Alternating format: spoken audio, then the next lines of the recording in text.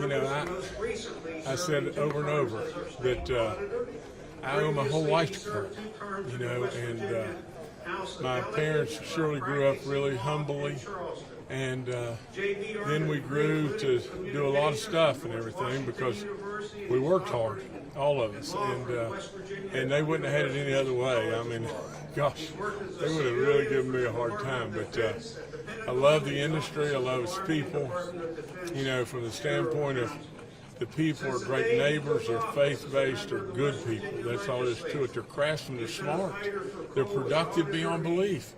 And yet, so many times they've been kicked and everything, whether it be the media or whomever it may be.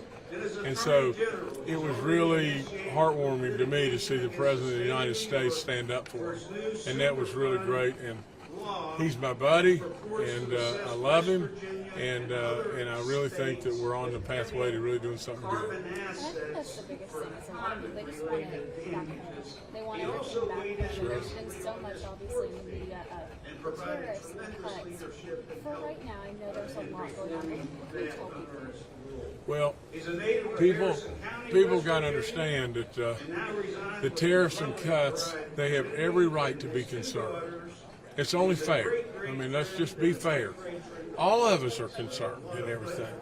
And at the end of the day, you've got a president that knows the pathway we're on right now.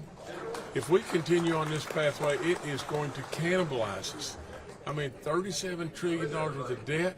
We don't make stuff in America anymore. We buy stuff or we assemble stuff. You know, we've got to start making stuff in America. And so with all that being said, you've got to change stuff. Now, and I truly, truly believe with all in me that the tariffs are a negotiating tool, and you've got a guy that's a business guy that's negotiating with that. You know, at the end of the day, you know, the layoffs, there's going to be some level of layoffs all across this nation because as they find some form of waste. But from the standpoint of where I stand, when you start cutting into the bone, that's no good with me. You know, so I think we've got a pretty good assurance on Medicaid and, you know, and with kids from the standpoint of our seniors and kids. I don't believe the president's going to hurt our seniors and kids. And so with all that being said, you know, if we do the game plan we did in West Virginia, we keep a flat budget, get rid of a bunch of regulations, get rid of the crazy waste, don't cut in the bone, and then grow. Turn ourselves loose. And with energy, it's got to all be about energy to me. So I think that's our opportunity. So you were in that Diversity, equity, and inclusion, correct? We don't want that in our report, but more importantly, we don't want it in our economy.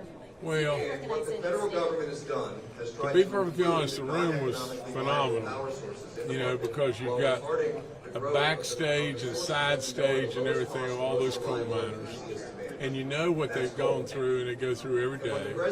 We have a bunch of miners in our own companies ourselves and everything. I grew up with miners all around me, and with all that being said, the biggest thing that it did more than anything to me is it brought big-time tears to my eyes, because I know how much my mom and dad would have been so proud, not only of their little boy being there, but so proud of the President of the United States standing up for us. I mean, really and truly, we've been kicked and kicked as an industry over and over and over. And these great miners that get up every day and get their dinner bucket, go thousands of feet underground, risk their life. Sometimes they lose, you know, one of their brethren. And with all that being said, then get kicked? Are you kidding me? It's not fair, and it wasn't right, and it's humbling, and it was a great day to me.